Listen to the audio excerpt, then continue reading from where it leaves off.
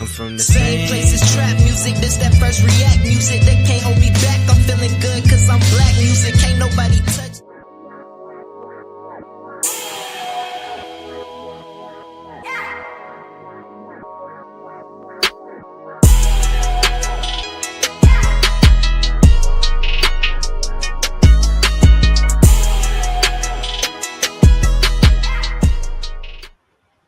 Happy Sunday, and welcome back to another episode of Cigar Sundays Live, where we define, examine, and analyze words, sayings, and phrases used in American culture. And tonight, we will be smoking on advice. So grab your thinking caps and get ready to smoke on words with two big nerds, myself, Chef Earl Pearl at DBCHEFTV, and the God, Ali Dawood L at BK Farm, and we are the Cigarden Panel. Peace, God. How you feeling? Peace, God. I'm feeling pretty good, man. Productive as always, man. A fairly good week, right? So yeah, man. How about you? You know, blessed as always to see another day. Like the God say, to be a better version of myself than I was yesterday, and you know, we always thankful for that. And looking forward to tonight's show. You know, this is the third Sunday, and you know what we do every third Sunday. Hey. We got a winner. Somebody getting some money. Hey. Somebody getting some money. Money up. Somebody getting some money. Hey. Oh, who we got? Uh-oh. Hey. We got Rocky Henderson at Rocky Terry 5249. You are the winner for May 17, 2026. At subscribe to DB Chef TV and win $100 cash. Congratulations to you. We want to thank you for supporting the network, supporting our content. Man, we can't do it without you. So shout out to you. Don't forget what you have to do to claim your prize is send your Cash App information tag to Chef Pearl. That's CHEFPEARL at dbcheftv.com for your payment and verification. Once again, shout out to Rakia Henderson at Rocky Terry 5249. Also, y'all, don't forget to head on over to www.bksoulfarm.com and pick up your copy of 1016-160 Self-Sustainability by that brother right there, Ali Dawood L. Link is in the description. And to everybody else, don't forget, subscribe to DB Chef TV and win $100 cash, y'all.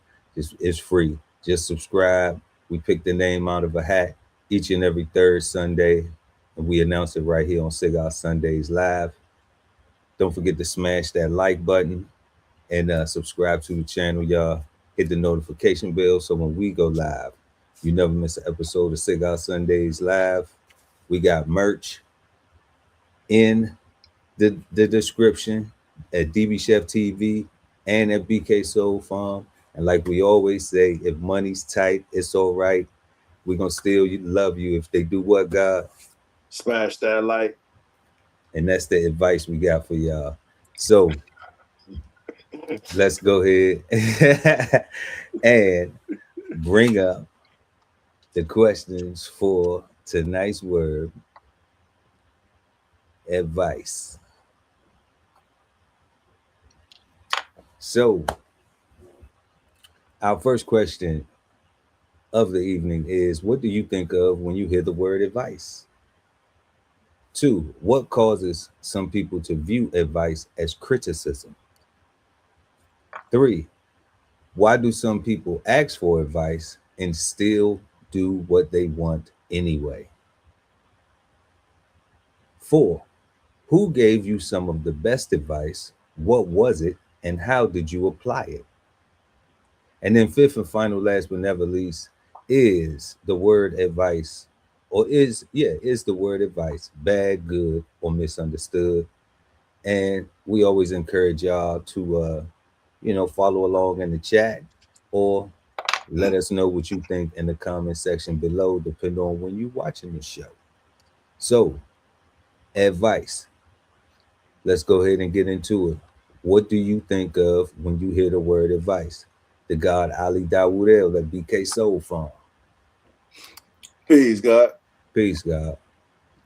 So for me, the very first thing I think about when I think about advice, personally, I think about who are you? I think about why are you telling me this? I'm asking myself, did I ask you for help? Is this something that you saw, and do you see something in me that needs fixing that I don't see? I think what qualifies you to be giving me advice? Like, what have you gone through to be able to tell me what you're telling me right now? Right? I think that advice, I know for a long time I didn't like using the word mentorship, but it should come like that, right? It should come from a person whose journey or path is something that you want to follow or use to as a stepping stone, right? It shouldn't come from somebody who hasn't gone through any of the emotions that you're trying to attempt.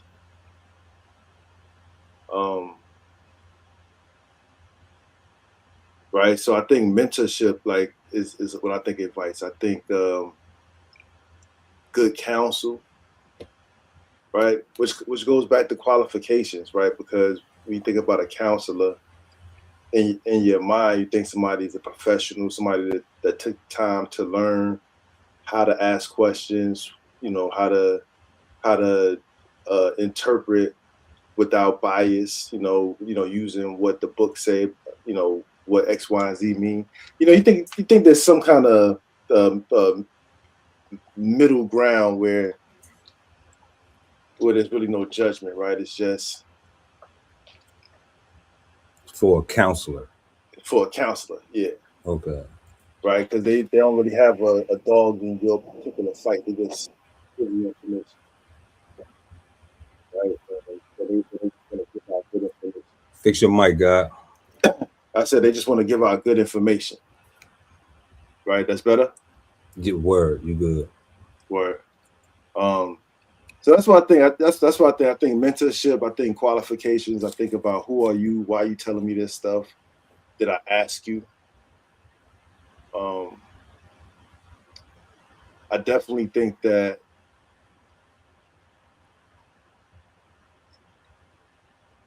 like to even to ask somebody for advice, the person you ask just can't have two ears, right? Like, they really have to have a goal or a mission or a foundation that you can use again, right? Because you need this information so that you can do something with it. And if they haven't done anything or aren't doing anything, then the information won't take you anywhere. So, I mean, unless you get lucky, like the lotto, but I don't think that's worth it when it comes to taking somebody's advice. Playing the lotto, I think, is better, and this is my advice. I think it's better to get. But not really. It's what you think of when you hear the word.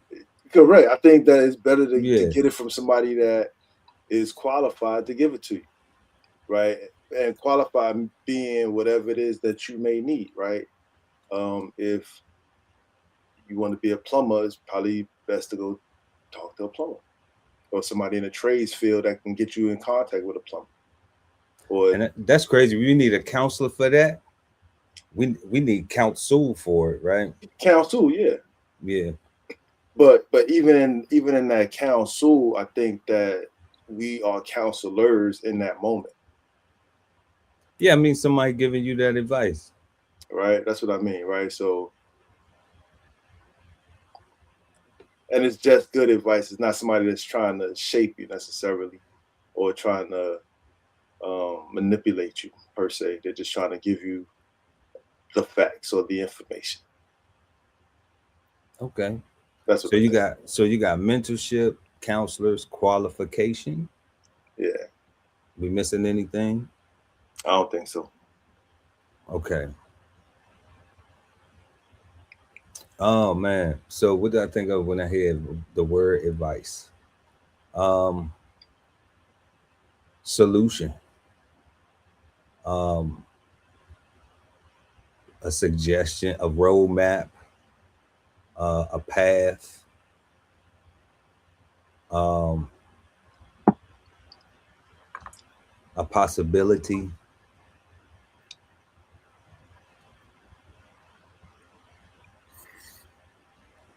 Um, when we look at, when I think of some of the things you was talking about with the qualifications and things like that, and counselors, um, I think that correlates to, looking into if I'm asking, if I'm the one who asked, or if they volunteered it. And you said something also prior to that along the lines of, um, what did the person see in me? Did they see that maybe I lacked something? Did they see that maybe, um, I had the ability to do something? Maybe it's not a lack. Maybe it's saying you have the. I see that you have the ability to do this. Maybe you're already in a position, and then like you said, from their experience, they went through something already, and um, it was a learning lesson for them. So so they shared with you because they realized how significant it was for them. They don't know what your situation is, but now maybe you have the same responsibility as them, and this will be helpful to you. This advice will be helpful to you if you come across this in your endeavor, right? So um yeah, I mean, definitely the mentorships, um that definitely seems like a role that is designed for advice. That is an advisory board position. you know that seems like if you're gonna be a mentor for someone, or if you are a student, a mentee in a situation, it seemed like that there would have to be some uh, a purpose involved, a very disciplined and structured and strategized purpose, to be in that relationship. Working with, being a mentee. What is this person mentoring you for? What is your relationship? What are y'all doing? What are they helping you build? What are they helping you become? What type of advice are they giving you? Which direction are you going? What's the goal? And then even being a mentor, making sure that you share that with the mentee. Like, you should have a goal, and we're gonna have a goals place where, you know, these are things, tasks that we're going to complete, and you're going to learn these things and know these things and be, you know, become strong in these areas, because you might have a mentor for one thing and a mentor for another thing, you know. Um, That's a good point right there, because just because somebody is your mentor in one thing doesn't make them your life coach. No. That just makes No, them online people do that. I'm a whole life coach. You know, I can tell you about your relationship, your finance, your everything. You know what I'm saying? Like, and they ain't even married. They don't have a marriage. Okay, so they can tell you about your relationship, but they casual dating. Okay, they're casual dating. you know, they don't have you know, they don't even have an investment portfolio for real that they actively manage, and they can't give you any suggestions, and they can't call you up and ask you, you know, none of that. But they, you know, they tell you, but, and you know, so I mean, the social media allows people to do that. That's why, you know, yeah, you can't let social media be your mentor. You know, give you some good advice. I don't know. Maybe it's not. Have you out here Maybe looks maxing? it looks. Oh man, somebody grab me a hammer. It's ridiculous. Oh man. So let us know, y'all. We just got finished answering our first question. What do you think of when you hear the word advice? Let us know in the chat or in the comment section below, depending on when you're watching the show. Shout out to Bub. What up, cuz? I see you in the chat, in the chizat. And yeah, so what we're gonna go ahead and do is bring up the definition like we do, y'all. Um,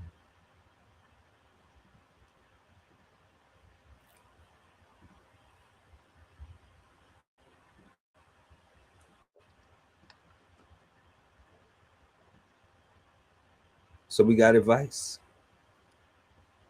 Make sure to smash that like button, y'all. It helps the channel. It helps us get this content in front of beautiful people like you. And that's our advice to you tonight.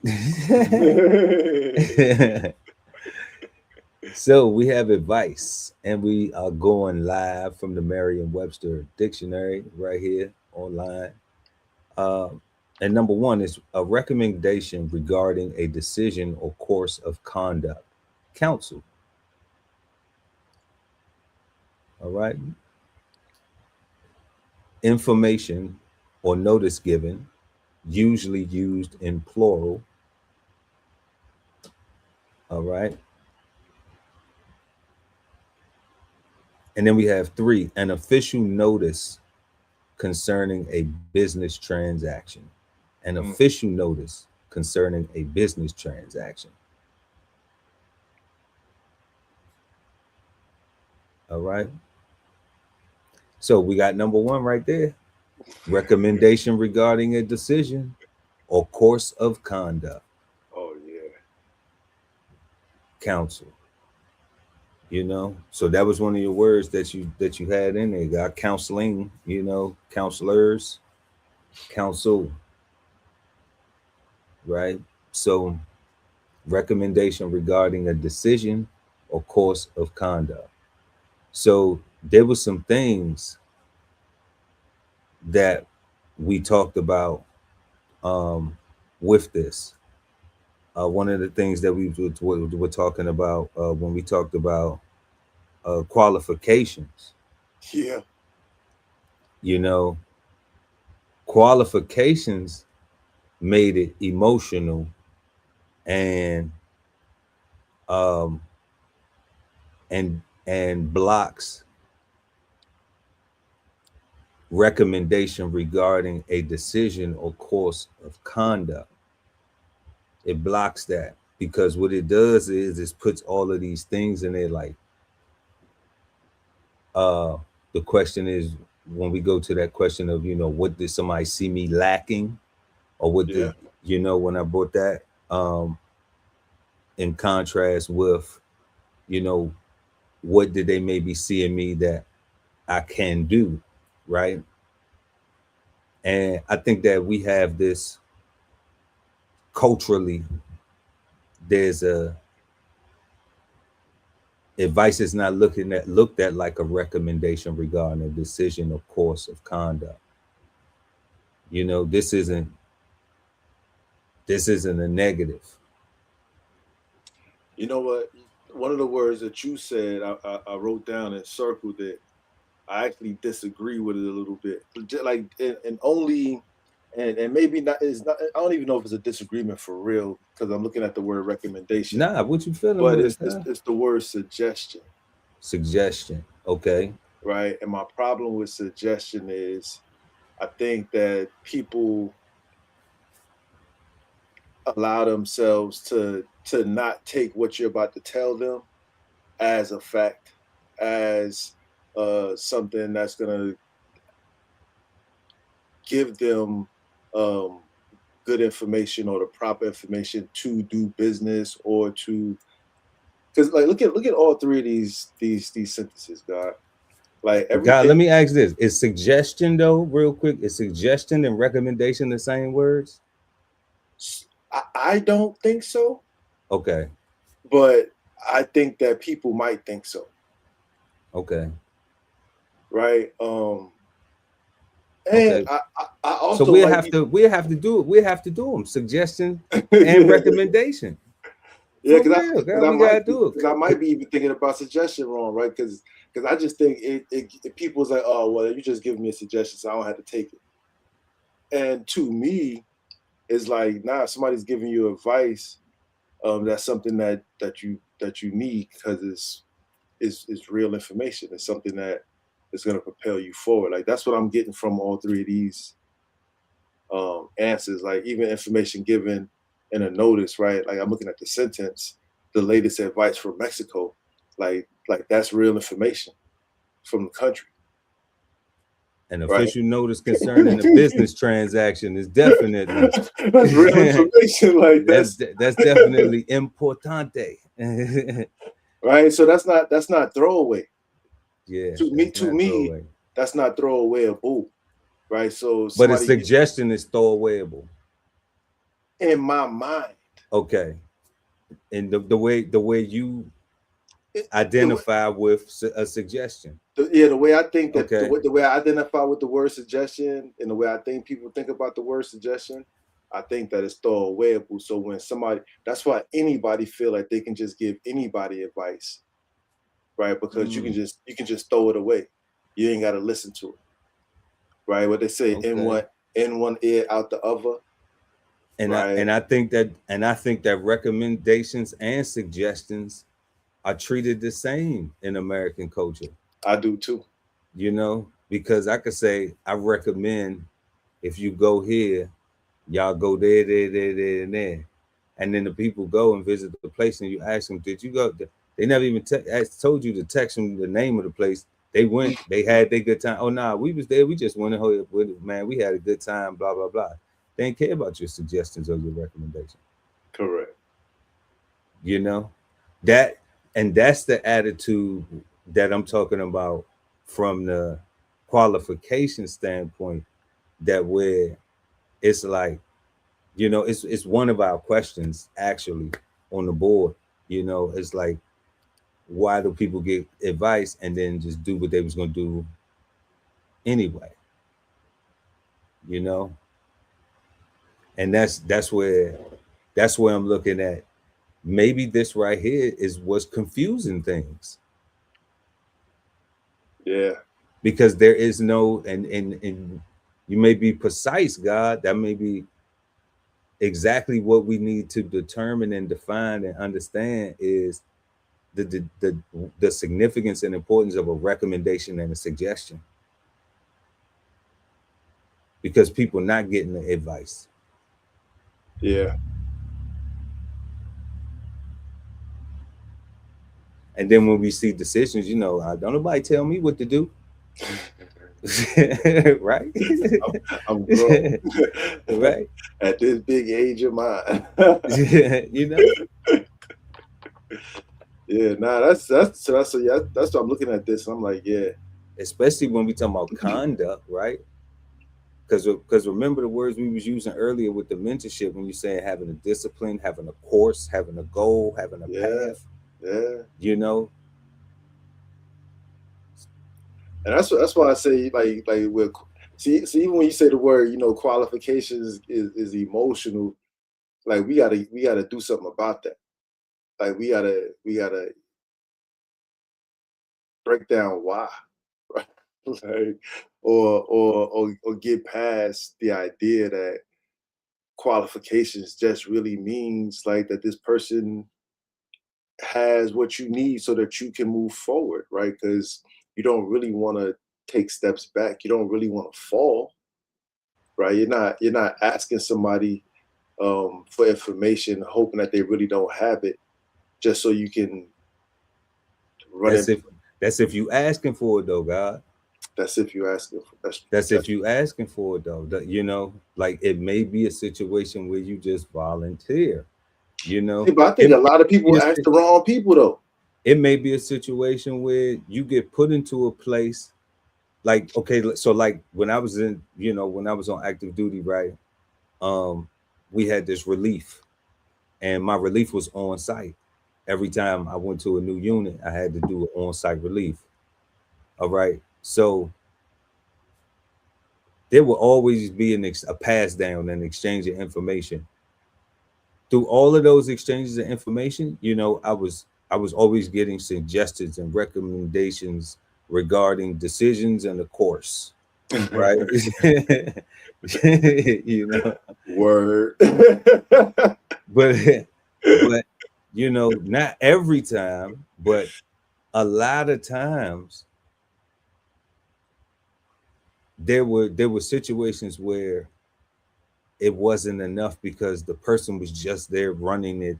You know, like I get there and I realize like, okay, I know way more than you, and I do way more than you.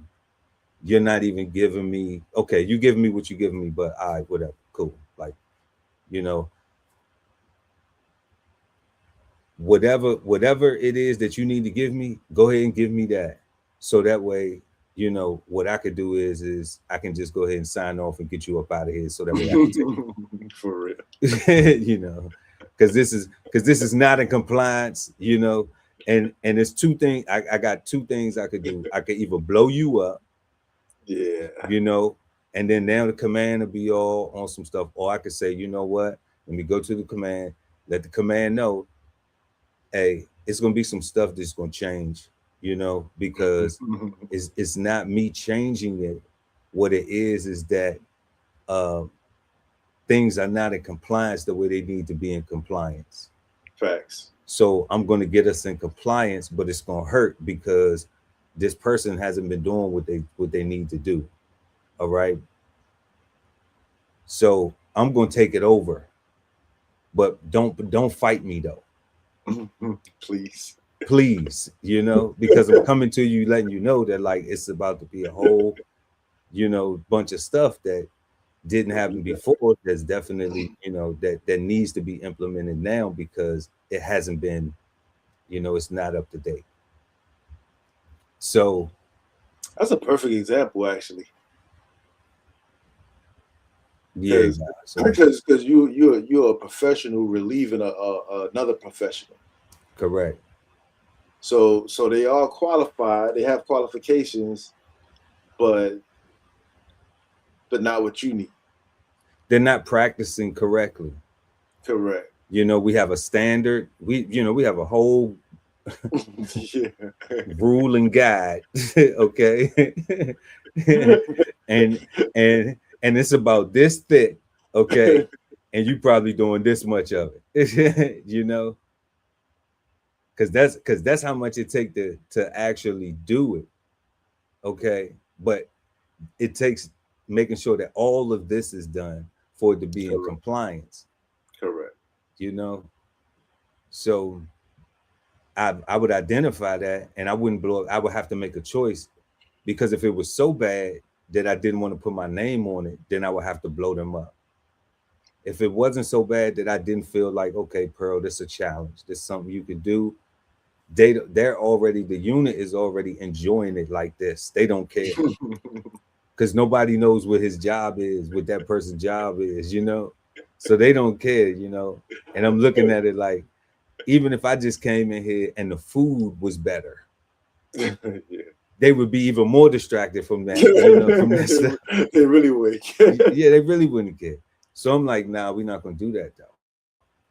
You know, you're going to get all of it. You either get all or nothing. We're either going to do the best job that we can, you know, to where you would want to invite inner agencies to come over and enjoy, you know, and interact, socialize, build better relationships with the law enforcement and the local agencies and stuff in the area, you know. um, that should be how that facility is used in doing, and you know, in servicing the people. So I'm like, if we're not going to do that, and the paperwork got to be straight too, you know. We get inspected around here. Yeah, you know, but they you know, God, like you get the recommendations and the suggestions, and it's just not lining up. It's not, you know, it's just like, damn, you almost having to start from scratch. But let's go over to the thesaurus and let's check out how advice is given to us in the form of a synonym. We get as in guidance and we get as in information.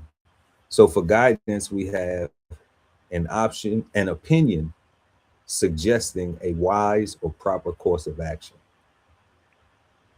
An opinion suggesting a wise or proper course of action. There we go. This is another thing that is in advice as guidance, like you were saying, God, where, you know, um,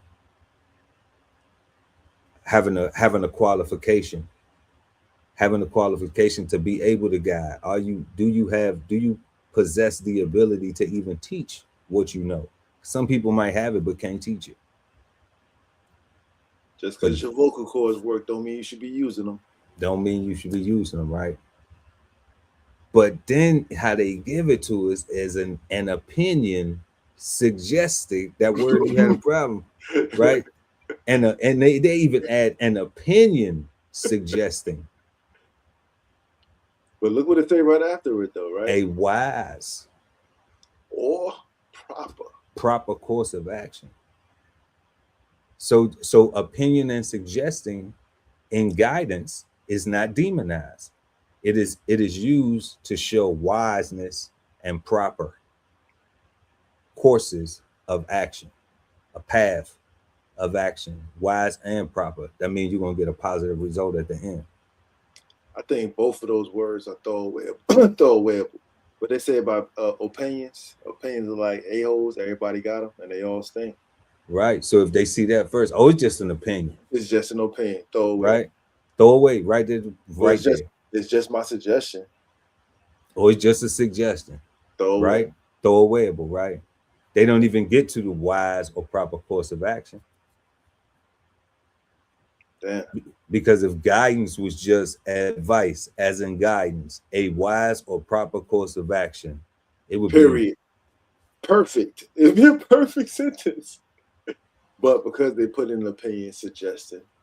And the way in American culture, everybody has developed feelings for opinions and suggestions. Yeah. It does not allow folks to get to value advice in guidance. Like even look at the sentence they're using, God. They say we got some good advice from the vet about dealing with our dog's habit of chasing cars. Right? They talk to their vet about their dog's habit about chasing cars, right? That's a person that probably knows about dogs' behavior, right? A qualified opinion. Like they ain't talk to their neighbor. They didn't talk to the dude at the corner store. Right. They talk to somebody that deal with animals all the time, right? So you're right, God. Like they could have just took out opinion and suggested. But the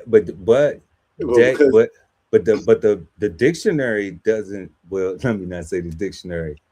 I don't even know if this might be right. But the people who write the dictionary, do they know or do they not know?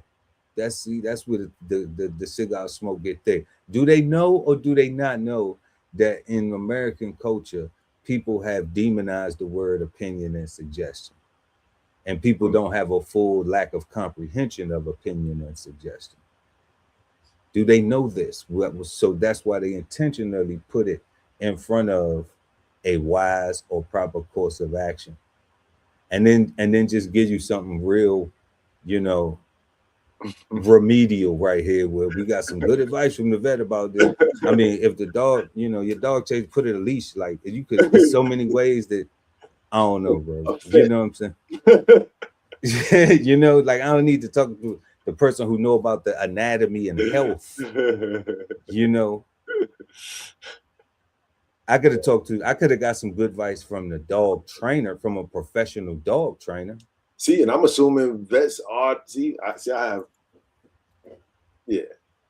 It's because of the way I think about professions, and I go down rabbit holes with certain things. So yeah, just because they could cut it up and fillet it right, don't mean that, you know what I'm saying, they can train it. That's true. You know, you can grow it, right? Yeah, I could cook it. I could cook it real good, but I don't chicken farm. That's facts. You see what I'm saying, guys? That's facts. Which is perfect about qualified. Why you need qualified? You see what I'm saying? But if I get me a duck from BK Soul Farm in the mail, you know what I'm saying, or any type of bird off the farm, then guess what? We know how to get it to the plate. That's all facts. You know, so it's really not even helping here. Like this is, it's not even helping. I was trying a person get past opinion or suggesting. Nah. You know, to get to a wise or proper. They supposed to be able to feel, oh yeah, well that was wise because the vet was wise. You know, yeah, it's a prop, but it's not even a dog trainer. It's not a professional dog trainer. You know, that's a professional dog healer.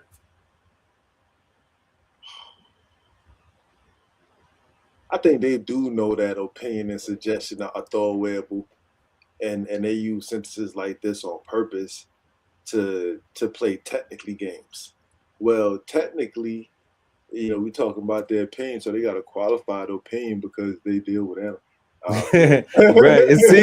And see how somebody do that. See how somebody do. Well, I guess they qualify because they do fix on animals. So I guess they know. That's like asking a mechanic to be a race car driver. Yeah, you know. Right?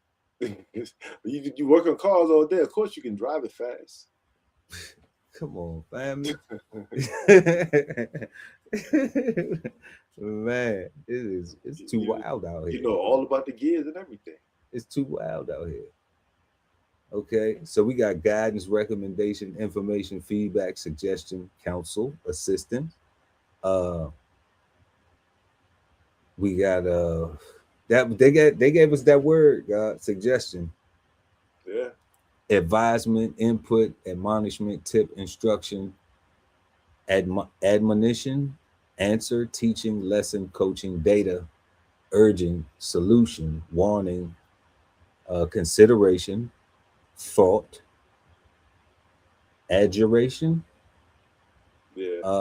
direction, observation, mentoring, lecture, pointer, sermon, briefing, speech, tutoring, hint, verdict, exhortation, alert, forewarning, prompting, remonstrance,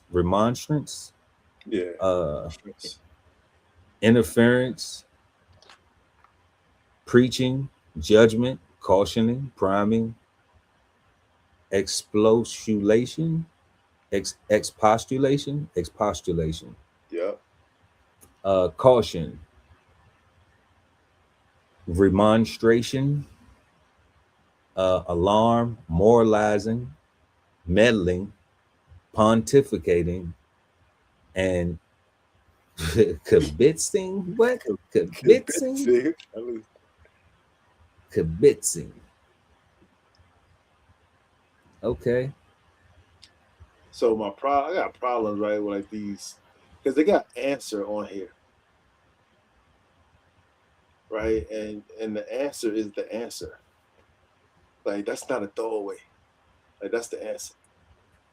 They got direction on here. Like if you go in a different direction, you're not gonna get where you're trying to go. That's also like an answer, right? Like So this is confusing in itself. This is strange. The verdict also is that's final. That's final. That's final. Oh no, you do get an appeal. You do get an appeal. So see, technically. Not literally. That's what I'm saying. That's why they can say that's why they can put it under as a suggestion, right? Because you get an appeal. Yeah. So it's not they ain't put final verdict on there. They ain't put final verdict. They ain't put sentencing. Yeah, the verdict's in. It's done. You are getting sentenced. Okay. Yeah, they ain't put sentencing on there. So, you know, they did put judgment. But like hint, forewarning, caution, like I mean, but hinting, right? Hint and tutoring and mentoring, they kind of all live because you're giving them the tools to get there. You just kind of not and coaching and teaching. Yeah, coaching, you know, you giving them all the tools to get there. You just kind of not giving them the answer. You know, you kind of letting them figure that out, but they put answer in here. Correct. And in the letting them figure it out, that is the answer, because you're teaching them how to think, right? Critical thinking, right? That's what they trying to help problem solve, right? So, which is how you get to the answer, which is how you problem solve. They might be able to take that. They might be able to take, you know, teachers. I'm just having some fun with y'all. Shout out to all of the hardworking educators, but you know, I'm a product of public schools. That's a fact. And maybe there's a new breed of teachers, but they be talking about how we got all these rules of No Child Left Behind, and the babies can't read and all this other stuff, and they reading at lower levels and graduation levels are low and all this other stuff. So maybe instead we take some of that burden off the teachers and just call them hintologists. Hintologists. Because even putting teaching on here, does that make it throwawayable? You know, I mean, because hintologists, I don't know. I mean, I see information up there. We ain't get to it yet, but when we look at but when we look at teaching, like, and instruction, I'm just like, okay, most of the things that were taught in school, like as adults, we don't use it. You know? So it's just like hintology seems to be more, you know, because you got to get out and you got to buy a home before you figure out the mortgage and the taxes and all. Like, they don't teach you in home economics do not sit you down, get you a mortgage, a loan, teach you about all the different tools and resources. You can get you a FHA. If you go in the military, you can get a VA. You got a fixed rate. You got 30 years. You got variable. That's home economics. Nope, they don't teach none of that. None of zero. They just throw a hint at it. Let me show you how to make this spaghetti. You know, they say to make a budget on the meal. You know, how much do a jar of spaghetti cost? Okay, look on your phone, see, okay, bam, and they make you put the meal together. But other than that, where we gonna put it? What cupboard we gonna put it in?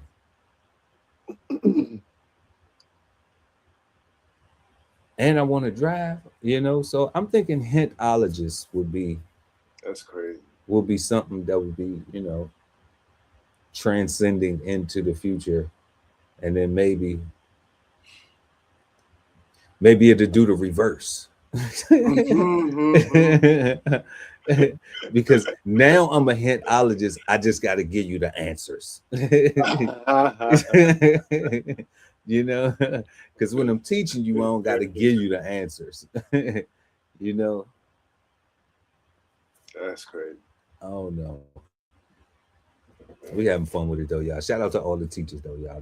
Don't think I'm being hard on teachers. I know y'all got a curriculum, and that's it. So we got advice as in information, and it says usually advises, in plural, a report of recent events or facts not previously known. And it says facts not previously known. Things that happen. So it would be cool if it just was right there. Facts not previously known, as in information. But then when you have this right here, a report of recent events. Well, what if you asking me, you know, how to, you know, how do I start investing, right? Because you coming and asking me, right? Now this is a person coming and asking like, well, how do I start investing? All right. Now I'm gonna give you some recent events, but we're not gonna start at recent events. I need some facts. You need some of the facts not previously known, right? So when did you get into? Okay, so first I did this, and this was what I was doing, and boom, boom, boom, and boom, boom, boom, and then you know, and I got to know what you, you know, what are you looking to do? I gotta get a whole, you know, understanding. Yeah, I got to get the whole background and all that, God. So we got information, announcement, news, info, a rumor. Oh, wow. But then we get intelligence. Ooh. Advice. I see what the advice is doing out here. I see why it is the way it is. I see why people don't value it. Throwable. Yep, I see why people don't value. We don't need your help. You know, I ain't asked you to help me. You know, I see why these. Yeah, you got me here, but you ain't get me here. Yeah, you got me here, but you ain't get me here. Right? It's no value to it. Tidings, item, word, a message. It's just a message. Gin, we don't even know. Gin, like gin rummy. Oh, that's chiefly British. Chiefly British. You know, uncas, that's chiefly Scottish. Uncas. A tip, you know, well, 47 just made those tax free. Story. What's the 411? Slang. What's the 411, hun? Communication, feedback, correspondence, bulletin, dispatch, reportage, scoop, dope, gossip, lowdown, tidbit, propaganda, a tall tale, your tattletelling, with your tattletelling ass, and disinformation.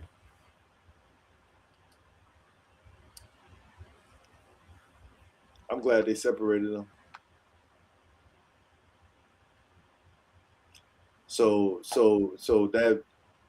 I'm glad they separated them, because I was gonna talk about information being bad and good, but this suggests to me that information is positive and useful, and disinformation is destructive and useful for the adversaries, for the purpose of being disruptive, right? But it's still good information for somebody. For somebody, just touch you. You know? Yeah, it's still good information for somebody. Oh man. You know, people will lie, right? People will lie and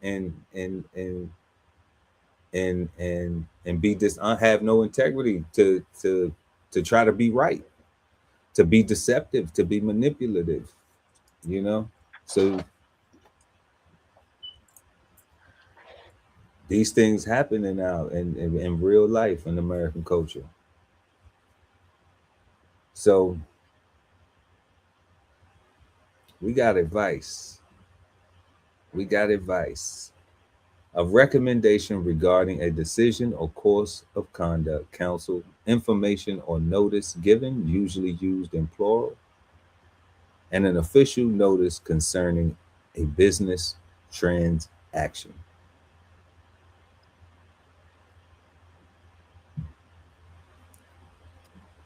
Yeah. I know I like the definition way better than the thesaurus meanings, right? Like the definition seems almost a little bit different, or more, just seems different. But at the same time, it got the word recommendation in it, right? As that's the very first one, so it does allude to confusion. Yeah, recommendation. Yeah, Yeah, that's definitely recommendation. So that doesn't mean that in today's mindset, people will say that's just what you recommend. That ain't what I got to do, throw right? away.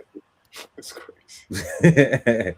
so so I'm So, seeing so I'm what is seeing it? why advice is not valued. Damn. I'm seeing why. So y'all let us know what y'all think of when y'all hear the word advice, and please smash that like button, y'all. We are smoking on advice, and we're gonna go ahead and go to our second question. What causes some people to view advice as criticism? What causes some people to view advice as criticism? Let us know what y'all think in the chat or in the comment section below, depending on when you're watching the show. What you think, God? I think I think for some people, hey, good evening, Auntie. Peace, Auntie. Good For evening. for some people, I think is they don't respect the person giving them the advice. Mm. Right? That goes back to what I said earlier about who are you? Like what are you, why are you telling me this stuff? Like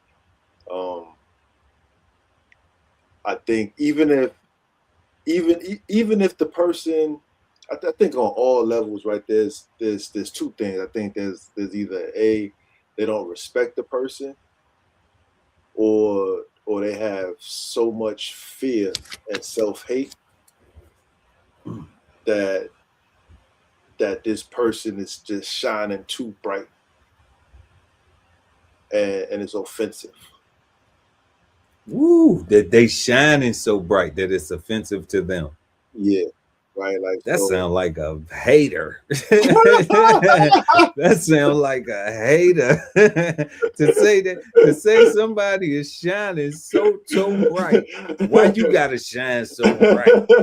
Why you gotta look so good? Why you gotta like really? That's crazy out here. Yeah, God, like that's what I think. I think, That's crazy. but definitely the first thing though, right? I think,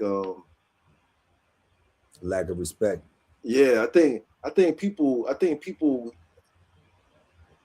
ask people for advice that they don't respect, just so that they can hear an opposing opinion or a different opinion, or just to have another thought or more thoughts in their head, right? Because they're afraid to make a decision, right? So they go ask somebody that they don't value for real, or they just talk to them about it. And just so I think is a lack of respect and fear of success, right? That's what I think. Okay, so a lack of respect and fear of success, also with the hate, with the hate. Yeah, yeah. Okay, That's what the hater is, because they just scared to grow. They scared to be the one to shine. let me ask you this too, though, God, because you said the lack of respect. On the respect thing, it's like, so before I even ask the person for advice, all right, do I have respect for them before that? Do I have respect for them? Does that person have respect for them to go and ask them for the advice? You know, or is it, or like, because I heard what you were saying about they're looking for an opposite opinion. Okay, like they're coming to or you, options.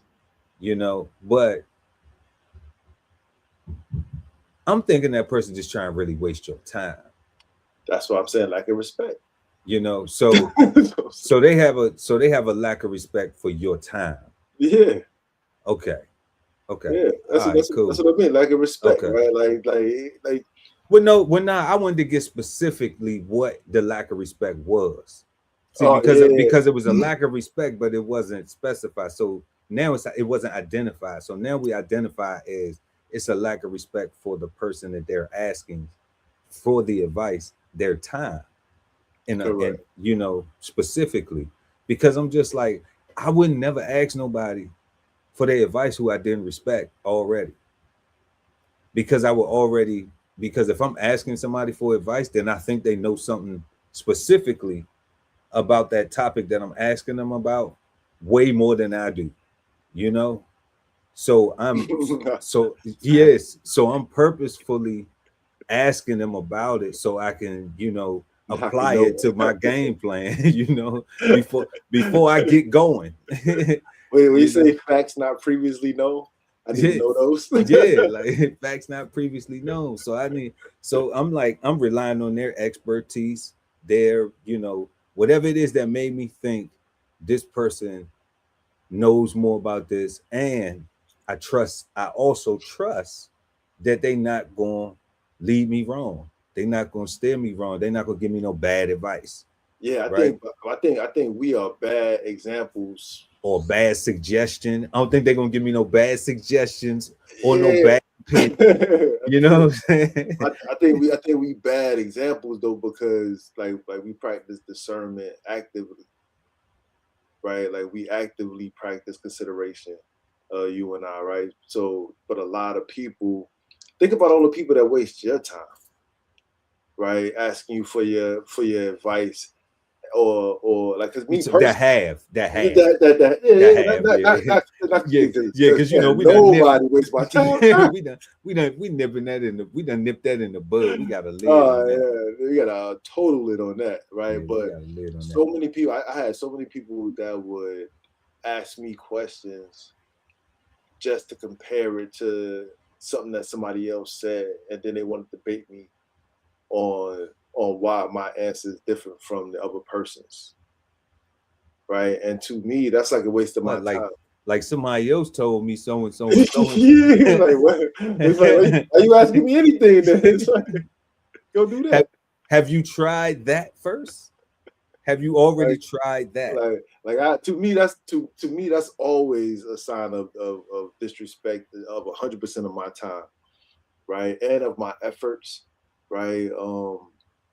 And of everything really, because it's like damn, man, like if I'm asking somebody a question, it's because, like you said, I think that they have the answer, right. So I'm hoping that whatever they tell me, I'm about to go do, right. I'm not about to weigh it on what somebody else told me, and I didn't do that either. Like I'm just out here just getting information and not doing nothing. Right, you're just getting information and not doing anything. What you gonna do with all that information? Nothing. Nothing. No. But I know it though. No, you don't. You ain't applied nothing. You read it. You just heard it, right? You just heard it. Yeah, definitely. That's crazy. But y'all let us know what y'all think. What causes some people to view advice as criticism? I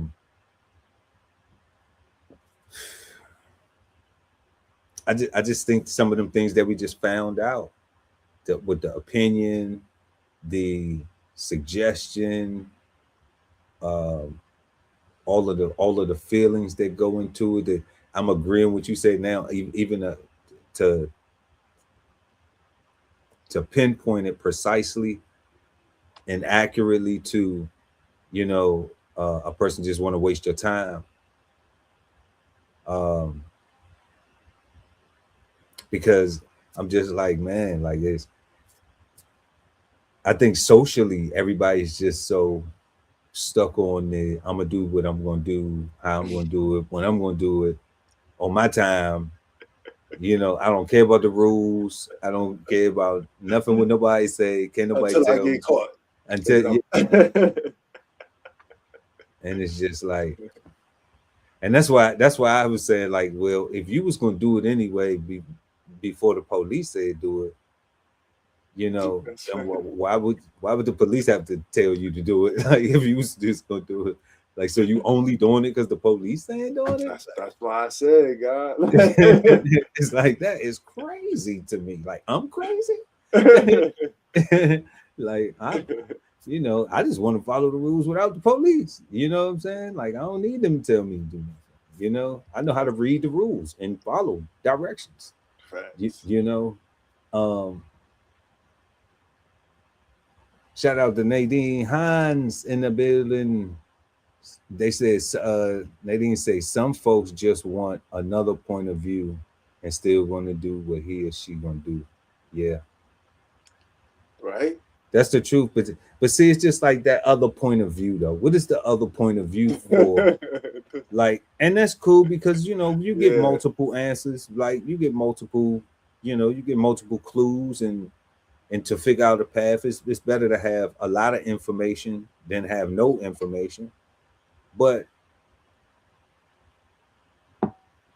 it's like if I'm making a recipe and I put it together and then I go and I try and it doesn't come out the way I like it. And how do I know that? Is because the end result was banana bread. All right. The ingredients was the same. Maybe my mix was maybe I mixed it wrong. I didn't, you know, smash the bananas enough. I didn't, you know, I didn't mix the ingredients enough, the flour and the eggs and the baking powder and everything. I ain't do it right. Okay. So my product didn't come out where I was satisfied. But now I go and shout out to our brother Vinny and I say, hey, Vinny, can I get that your whatchamacallit, your fantastic banana bread recipe? Can I get that?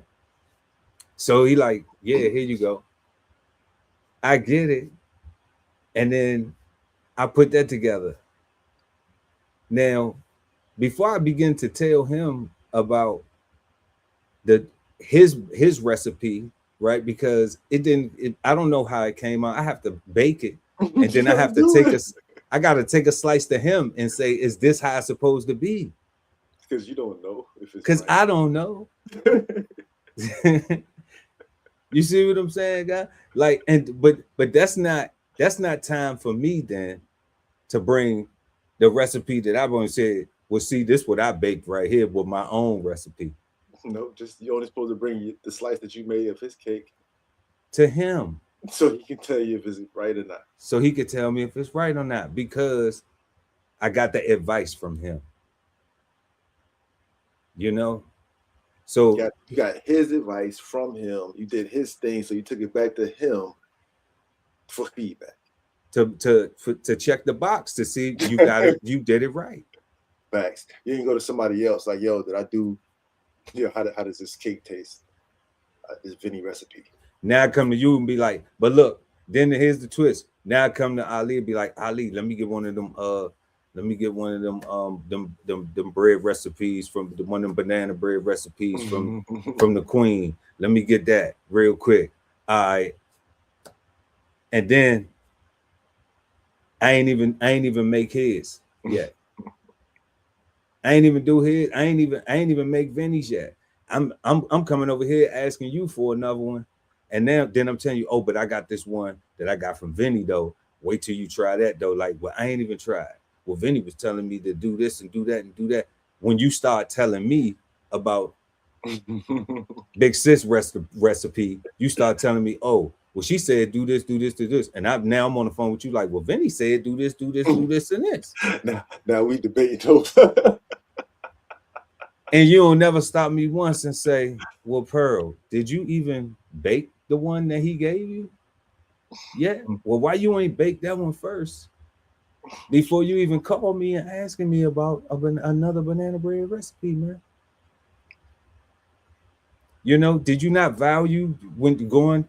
No, I wanted to waste his time, right? Unless you just wanted to talk to me, because then I'm like, yo, you could have just said that. Could have just said you wanted to talk to me. You didn't have to talk to me about this.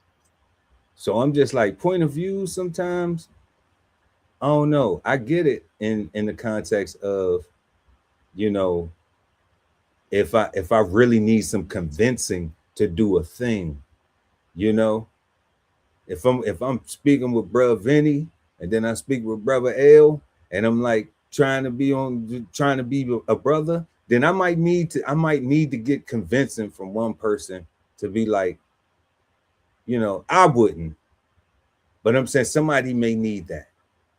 Somebody may need to go talk to this person and go talk to this person to feel comfortable enough. You know, I get that. But when we talking about actual things that you know, that's like, man, like you gotta actually, I mean, and that ain't something that you ain't gonna just get overnight. You know what I'm saying? Like you're gonna have to put in work for that too. But Facts. you know, so you still have to go and put in that work, you know. But if I call you and ask you about some investing tips or something, and you call, and then we call somebody else and ask, it shouldn't be a comparison. The only person that should be comparing them is me when I'm now alone and I'm trying to make my decision on which path I'm going to take. Correct. I should not be bringing that to the other person that I asked about, know, the same thing. You know, I don't know why people do that.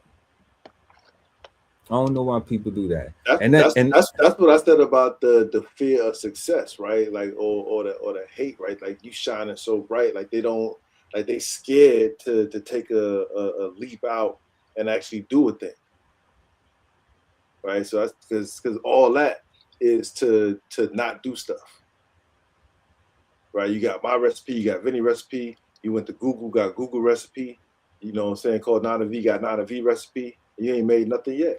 And I ain't turned the oven on. You ain't turned the oven. We ain't even warmed up the oven. Trying to tell you guys, it's crazy. So now that moves us to our third question. Y'all let us know what y'all think. You know, what causes people to view advice as criticism? Because that's the big thing. Like people view it negatively. You know, even though we got caught off in the banana bread, you know, people just view it negatively, you know. But what causes people to do that? And then our third question: why do some people ask for advice and still do what they want anyway?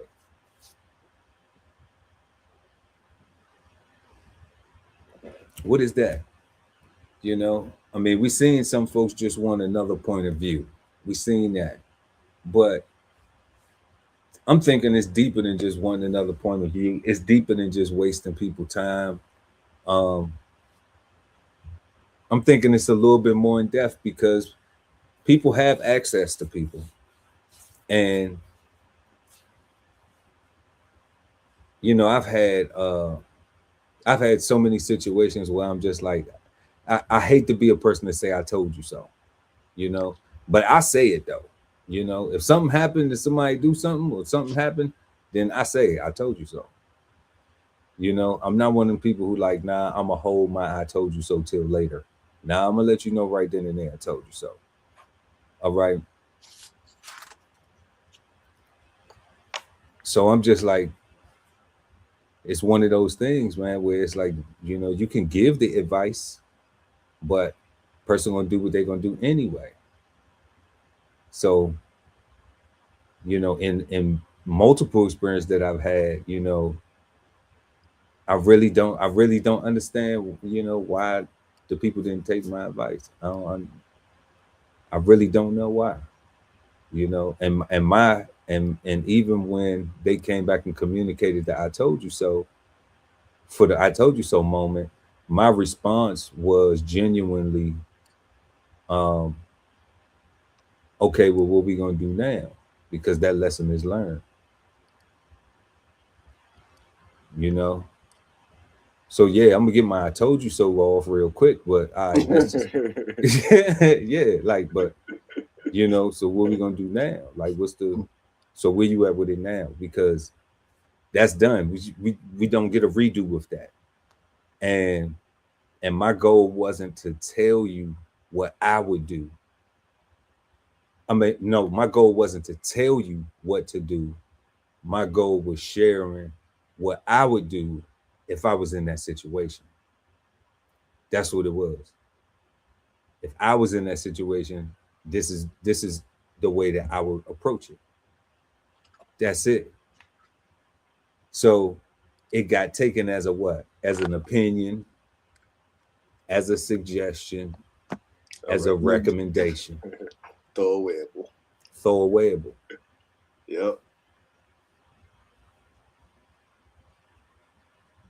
And I'm thanking God that is the reason why people ask and they don't take it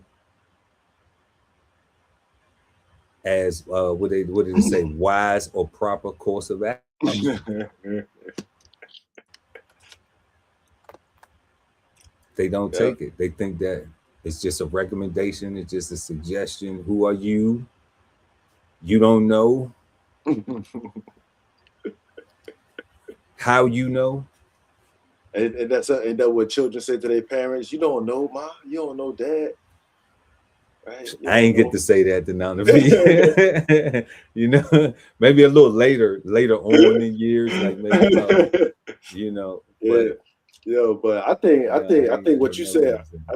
I think what you're saying is right, God, and I think is right because they want to beat you. Right. I think that I think the need for the other opinion is because they need a challenger. Right. Like the person in the mirror is not challenged enough. They don't feel like they are worthy enough. So they need opposition. Right. So they're ask somebody that they admire or revere or that's doing something. And be like, yeah, so what could I do differently? Kind of along the same lines, but differently. How can I do my own thing? Yeah, I heard what you said. You was talking about investing. You said, you know, Bitcoins. You said gold. You said silver. Yeah. But what if I do ETFs though? That's different. Right? No, you still in the stock market. No, you're still in the stock market. You still have counterparty. Right, but it's different though, because you ain't tell me that part. Right? No, you had to go. No, I might have told you that. You might have told me that, right? But it's I might have told you that.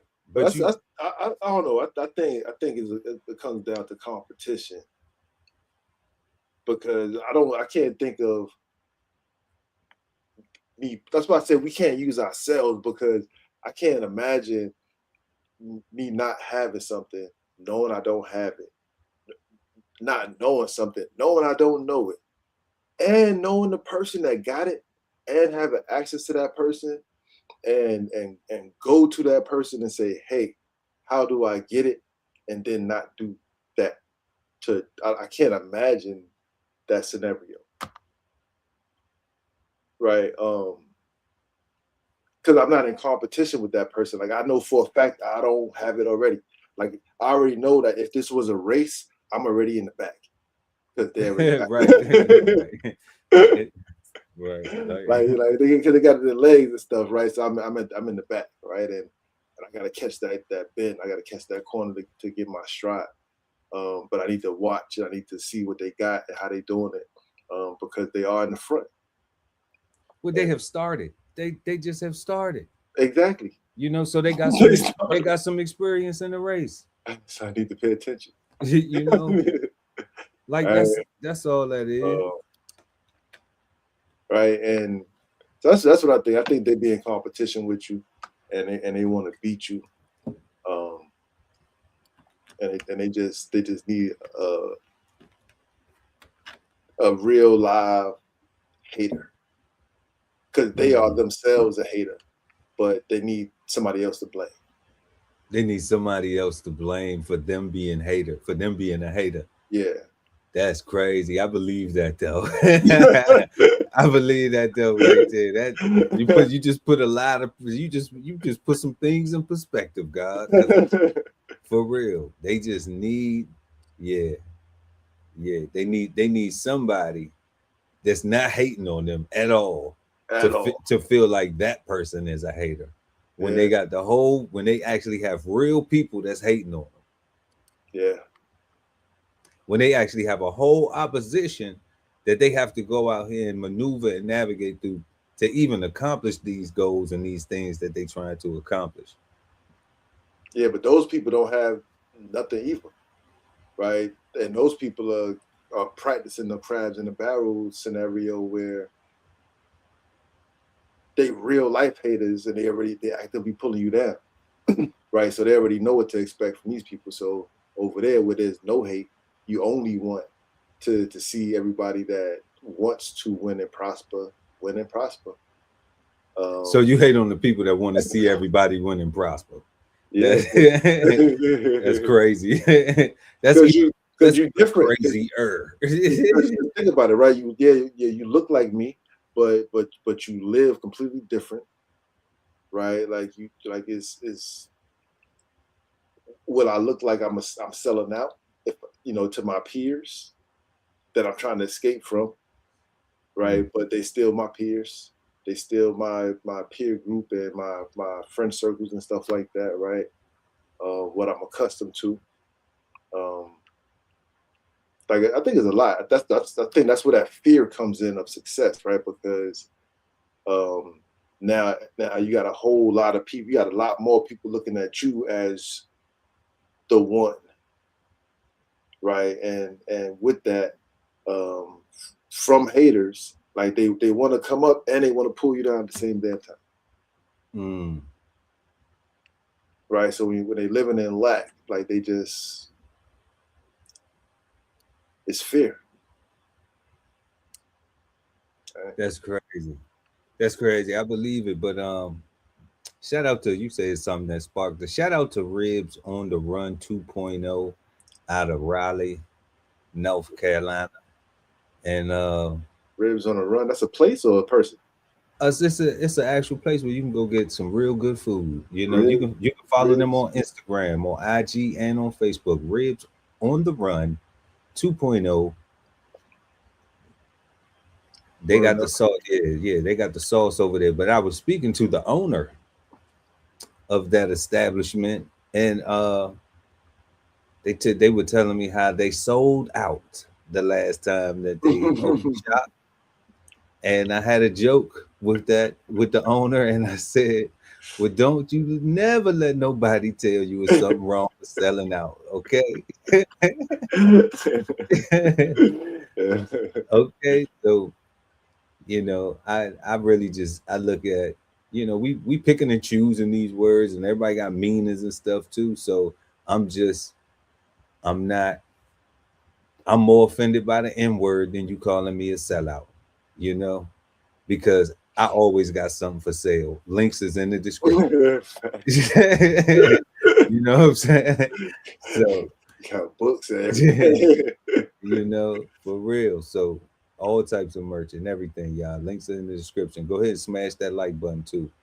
So I definitely don't have a problem with being called a sellout. So please call me one. Put it on me. All right. Speak it into existence. So that way I can check my my merch account, and we can see it all gone for real. But definitely let us know what y'all think. Why do people ask for advice and still do what they want anyway? Moving to our fourth question, y'all. Who gave you some of the best advice? What was it? And how did you apply it? And y'all let us know in the chat. Who gave you some of the best advice? What was it? And how did you apply it? We're gonna share some of this stuff with y'all. We want y'all to share some of it with us, because somebody else may need to hear your advice. Okay, what you got from somebody who cared about you and gave you something that you actually paid attention to and applied.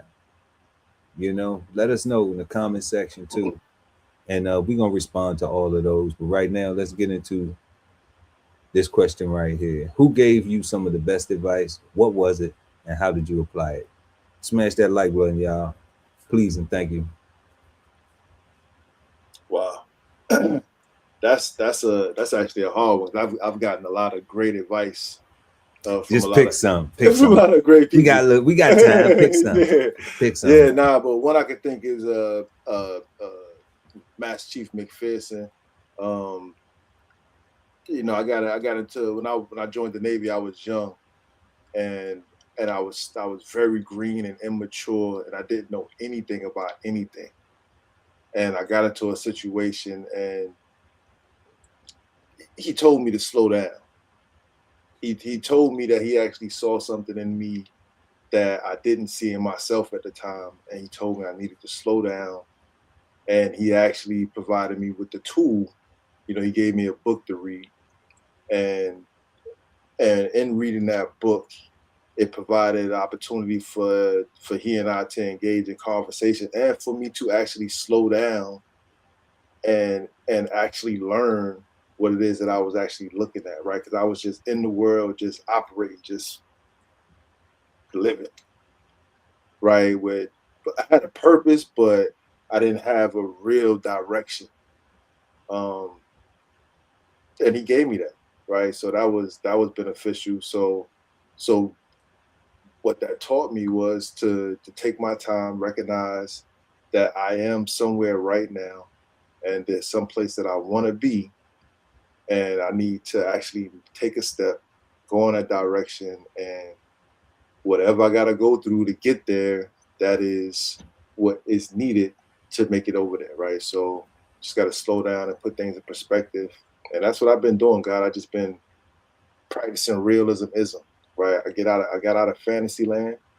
I try my very best to not act in my emotion, right? When I'm angry, when I'm upset, I try to be that someplace else outside of decision making, because it's not healthy for anybody, especially me. That's right. So that was some of the best advice, you know, just to slow down and put purpose to things and meaning to things, meaningfulness to things. Right? That's dope. Slow down, cause I can't take the slow down. Was you a non-Ray guy? Nah, I was an OS.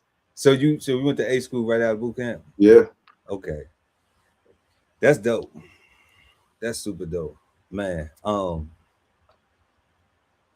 You got any more? Nah. You got any more? You got any more? Nah, not that I want to share right now. That's okay. Cool. Shout out to Master Chief. What's his name? McPherson. I was also told by some inmates in Attica that I didn't weigh enough to be in prison. Yeah, talk about that. That was some advice I got. You know, my uncle did 27 years, and you know, we used to take a lot of trips up there to go visit him, and I got a lot of great. As I said, I got a lot of great advice from a lot of great people. They were great people at that time to me. They wasn't great people to get there, but at that time to me, and what they did for me, the advice that they gave me was valuable, because if I crashed out at any time, I would be right there with them, and I got to be behind the wall and experience that just a little bit, to know that there's no bueno, not for me, not for the guys. That's right. Yeah, I don't wear enough. Nah, it's no girls in there. It's no girls in there. It's no girls in there, you know. And people talking about the prison guards. Nah, I'm cool on that. It's not worth the trip. It's not worth the trip. Guards. Yeah, shout out to Unc. Shout out to Unc on the sketch. He told you don't wear it. You too slim, Big Slim. Yes, indeed. But I joined the Navy. Man, shout out to the Navy and Master Chief McPherson. And I think this in talking about it, I think a lot of that because I got some family member too. I'm gonna bring up, but I think a lot of you said you said they didn't do great things to get where they were, you know. But I think like when we in our youth, that's the difference. Um, a lot of times in our youth, we didn't when we was coming up, you didn't really know what adults was had going on, At all. you know. So like somebody get locked up or something like that, and you will hear aunties and folks talking like, you know, oh yeah, he done went to jail, blah blah blah, but they never really would carry on too much about why that person went to jail in front of the children, you know. Which is And probably pretty useful information. yeah, like, like so now it's a little bit different. Like now, you know, the jits and everything, they like, oh yeah, then you just get out of jail for doing this and doing that, you know. You know, they like, mind your business, you ain't grown. You know, like so You're right. you know, so like it's a different day now, you know, where you know where the babies are a little bit more informed about stuff. But I mean, it is necessary for their protection the way we have seen things, you know, be in some of the worst situations. Not all of them. Some people just do bad stuff to other people in the street. They don't do it to their family, you know. But some people don't have no cut cards for nobody. You know, we gonna do that. We gonna treat my family like I do ninjas in the streets. And it's just, you know, no advice. You know, they just a walking piece of bad advice. You see him, you see her, bad advice. That's it. Just that's all you gonna get. You know, um, man, it's sad. It's super sad. But let us know, y'all. Smash that like button. Who gave you some of the best advice? What was it, and how did you apply it? Um, well, I'm gonna take you way back, way back first. Um, First, my granddaddy had told me, um, "You're not gonna have anything if you're not willing to work for it." That's a fact. You know, and that's because I had this conversation with my cousin, and he swore up and down this, but you know, his memory, it's kind of like my memory at times too. You know, because they just told me about something I had no. God, they just told me that we was in a car that was on fire. I don't even remember it. Okay. 100% there though. Look, they got pictures of me there, and I don't remember it. Okay. 100%. I cannot. I've been trying to think that. I think I done hurt my head trying to remember that day, and I can't even. I cannot. It is nowhere in the memory banks. Um, but I always say with my cousin, I'm like, granddaddy never gave me anything, you know. And then he'll respond like, he gave you a roof to stay. Like, no, he was giving everybody a roof over their head and a pot to piss in and the window to throw it out of. Okay, he was doing that for everybody. That wasn't no special treatment for me. Remember his daughter, my mama. You know what I'm saying? So, all right. So that wasn't for me. Okay, that was for his family. All right, but when I would go and ask him for stuff, he always had me do something before he would give it to me. I could not just go ask him for anything and he would just give it to me. Our relationship was not like that. I never had that relationship with him.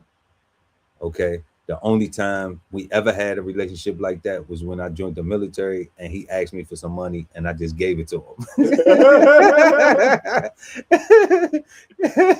You know what I'm saying? You know, but never in my life did I ever go ask it. And that's something I got with my granddad that I know. You know what I'm saying? If he was alive today, he could laugh. He could tell you that because I know, like every time I went asking for something. You know, it was I got some work need to be done, you know. So I had to go do something in order for him to go in his pocket and peel me off, you know. I had to go put in some work. And you know, he told me, he said, if you don't work for nothing, you ain't gonna have nothing, you know. So I made it my business through all of the trials and tribulations and experimentations and ups and downs and everything to be like, man, I'm gonna have something. Okay. We understand what it is now. We manifest it into, you can't have it and not maintain it and be responsible for it. That's part of keeping it. But when my cousin talk about you had a window or pot to pitch, yeah, but Granddaddy was maintaining that though. That's what we got to see from that. He kept that though. We can't just get stuck at what he was giving out his pocket. What was he maintaining? What did that look like? Him and grandma was holding that down. They kept the roof. They kept the food on the table. They kept the place for when the world treats you cold to come back to and bring your babies. Mm-hmm. Okay. So like that's how we came up, you know. Then my granddaddy's brother, Uncle Curtis, rest in peace. He told me, he said, if you chase women, then you ain't gonna never have no money.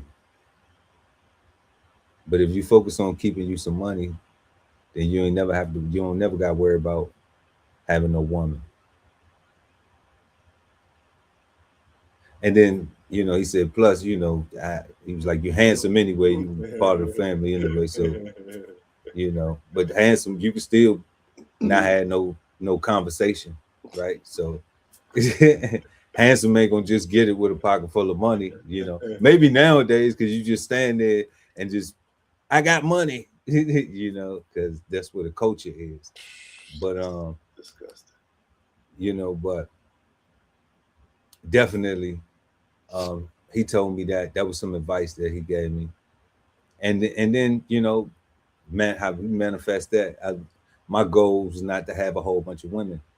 You know what I took from that. My goal was not to worry about having the money to maintain the ability to have a whole bunch of women. It was more about having the ability to sustain myself and the things that I like and enjoy and Thanks. you know and desire to have and do and understand that you know that it manifested into learning about the economy, like what is the money, you know, like it's just about some girls. Is it just about the girlies? No, it's not about the girlies. You know, that's a component if you want to be on that type time, but you know, not having no money feels, you know, disgusting. Mm-hmm. You know, like, you know, I felt busted and disgusted before, In like my belly, you know. man, So it's crazy. I don't like that feeling. We ain't on that, you know. So you gotta keep some assets and all that. That's how it's also manifested into assets and all that type of stuff. Um, man, one more. I got a military one too. Coast Guard. I think Chief Warrant Officer Chad Adams. I think I'm gonna see him soon too. I got a retirement to go to. Shout out to my brother T Mayweather get ready to retire. Um,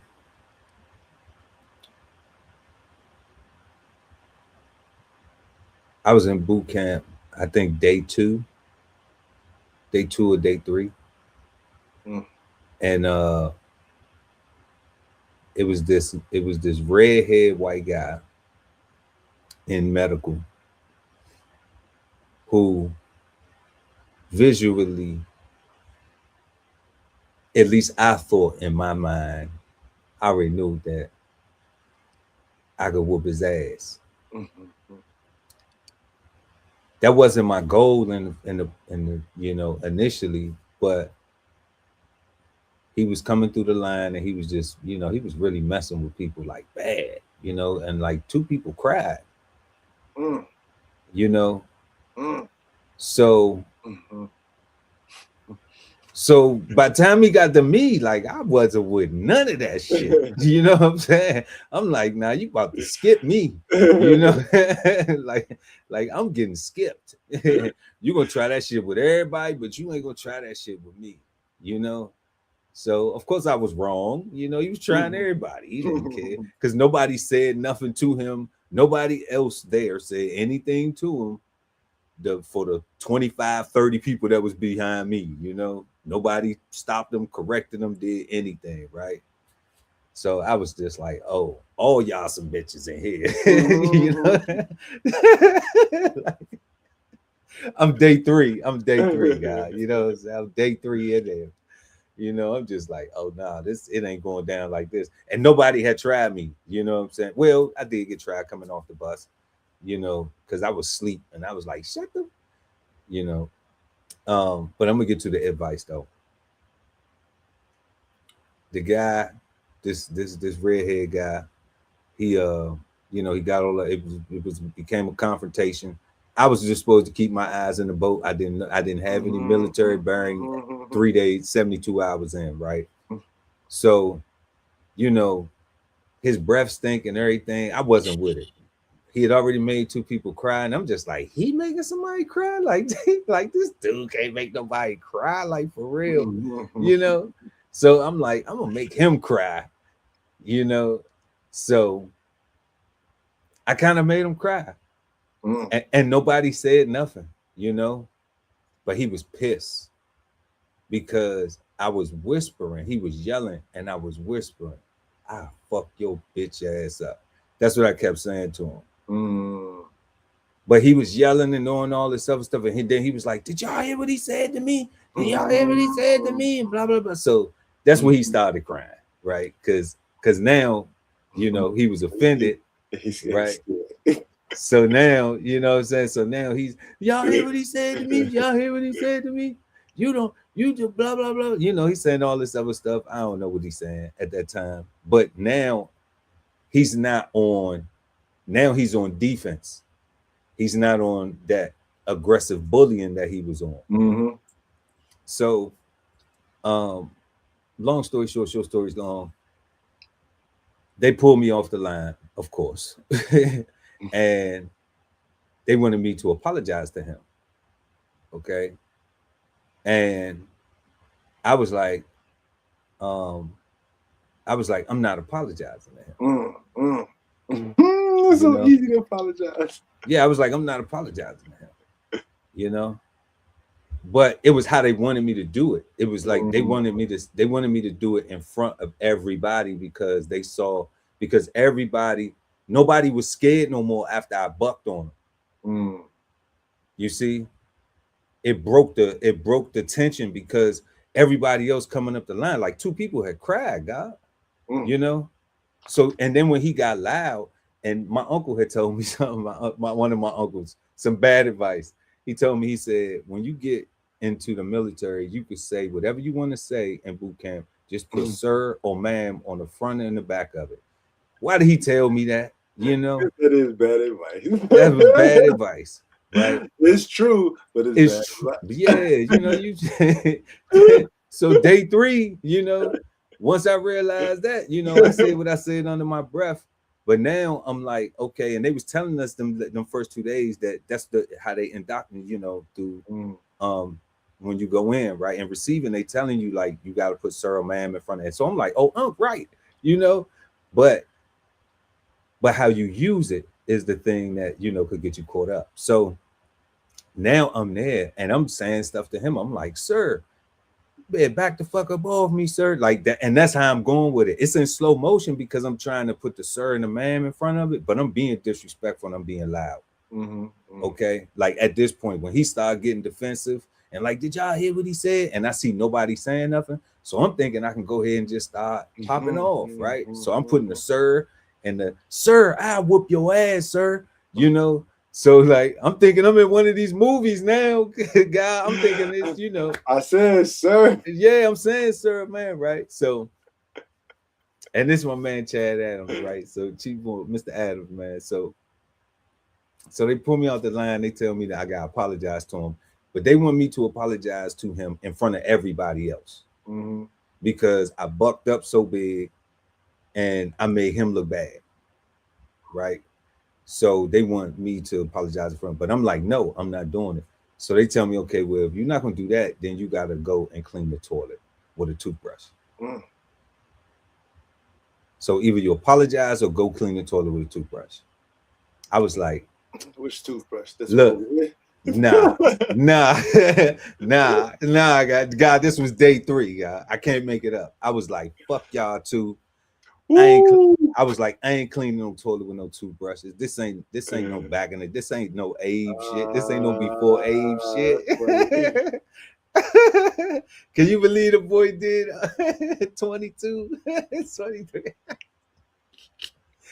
Oh my God. That's crazy. Day 3, God, for real. I'm not making it up. You know, I'm not making it up. I wish I was lying because I was just that much of a knucklehead going in there. But I'm glad that Chad Adams, he gave me this advice. He heard me come in there because he wasn't in there and he wasn't one of my company commanders.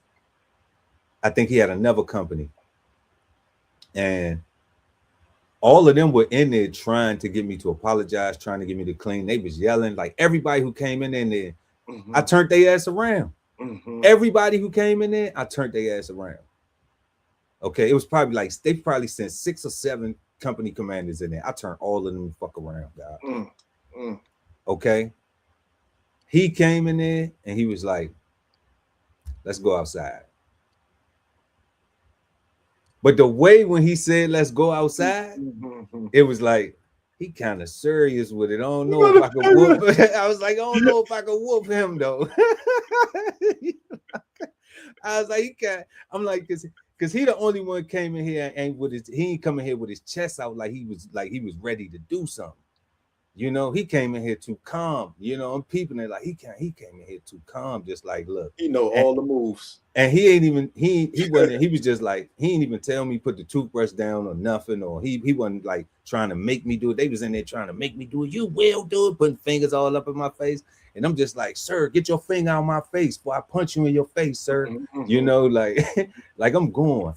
So the only people I ain't tell I was gonna hit was the women.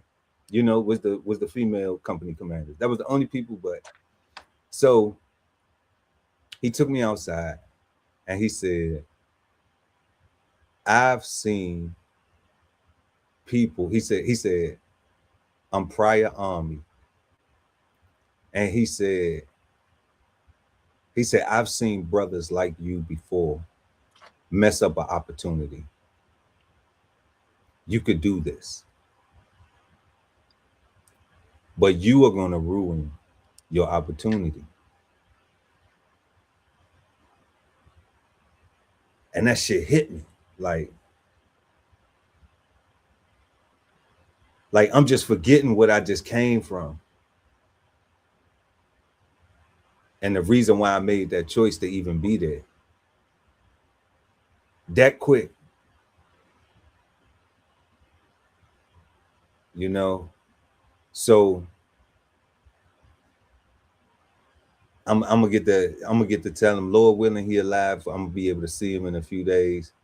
You know, I'm gonna get to hug him and tell him how much I love him and appreciate him for that, because that was some of the best advice that I ever got in my life.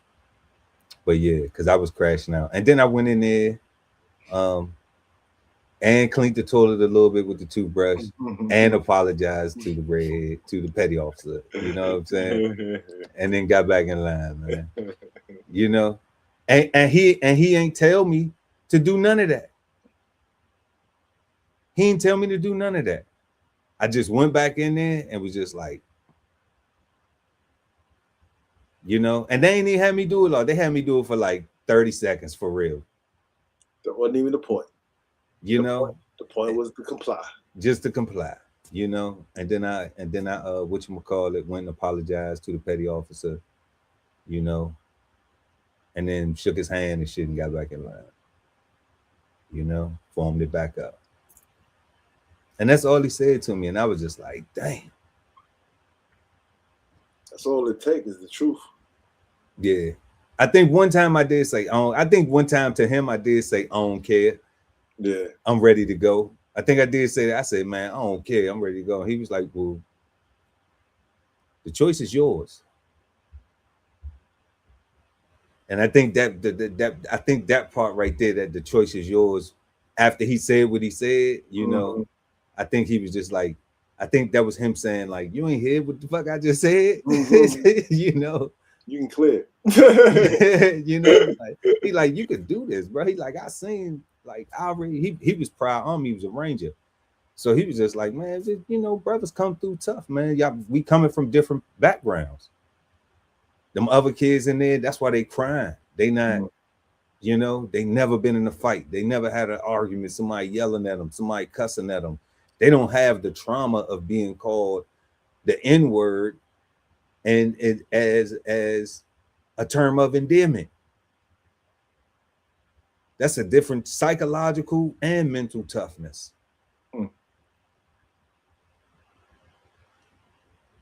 You know, so it's like, you're gonna be all right, man. You just gotta do what you need to do. But we did that. Go Coast Guard.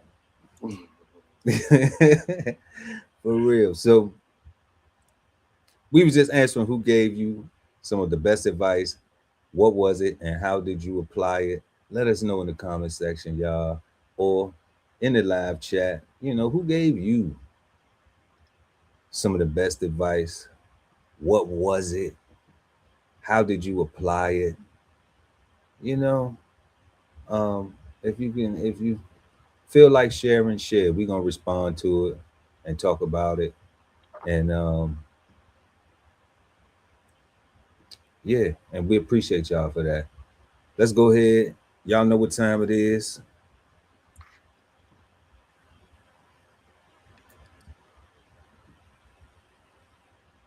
Flavor Bombs, presented to you by DBCHEFTV. It's time for the Flavor Bombs, y'all. We got Ice Cube and Mike Epps confirmed the new next Friday movie. People been waiting on that for a long time. You know, they confirming it. It's like, what, 20 years? Oh my God, it's too long. All right. Then we got in fashion, in style, in the world of watches and popular trends, pop culture. We got AP and Swatch collab turns into chaos. Another release for a material thing that people are losing their minds over, like they going, like it's going out of style. It's wild. And then we got a Kylie judge says cars for kids ads are misleading. Y'all know about Cars for Kids? Donate to Cars for Kids. Call 1-800 Cars for Kids or something like that. I don't know, but we're gonna get into it. We're gonna see what the judge talking about.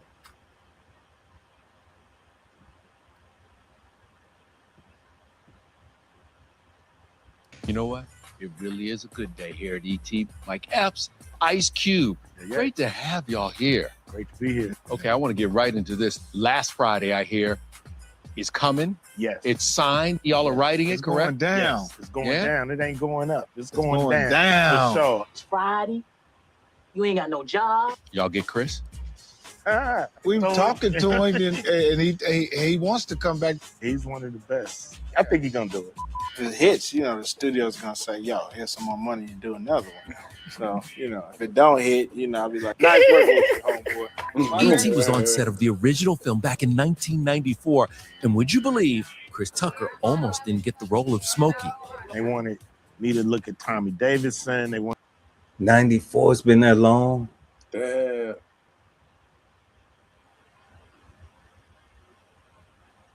Wow. It's 30 years. Yeah. It's crazy.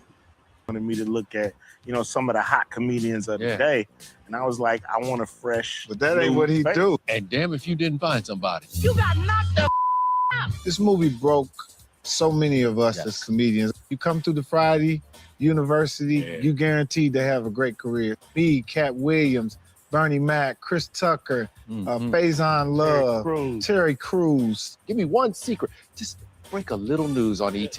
Where are Craig and Day Day now? What's happening with them now? You'll see. They ain't top flight no more. What we know about the fourth film in the $121 million franchise, it'll deal with gentrification of the neighborhood, and shooting will begin towards the end of the year. But in the meantime, you can catch these two on stage for one night only. Every Day's Friday, lyrics, lounging, and laughing. The live show that's part concert, part stand-up show, part franchise celebration is hitting Long Beach July 17th. That's dope. There you go right there, y'all. If y'all in Long Beach, California for July, Friday night, 17th, y'all gonna want to be at the amphitheater at the LBA. Dress up as your favorite Friday character. That's gonna be a night. That's gonna be a night. Look, and who else they got on there? They got Ice Cube, they got Mike Epps on doing the comedy set, they got Warren G probably dropping some music, and they got Scarface on there dropping some music. That's a nice show right there. That's a nice show.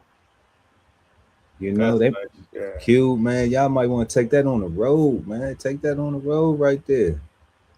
You know, do a couple cities, maybe 5 of them.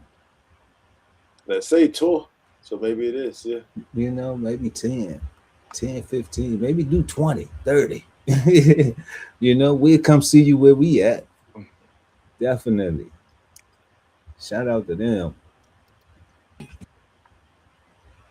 A nostalgic pop culture icon. Flashy marketing has created red-hot demand, proving there's no time like the present. A frenzy of fans swarming Swatch Watch boutiques worldwide, pushing and praying for their latest offering, Swatch's Royal Pop Collection, a collaboration with luxury Swiss watchmaker Audemars Piguet, whose watches routinely command 6 figures or even more. Fans lining up for days for a chance to buy the coveted and colorful pieces, offering a luxury look for around $400. The only problem? We will not be opening today.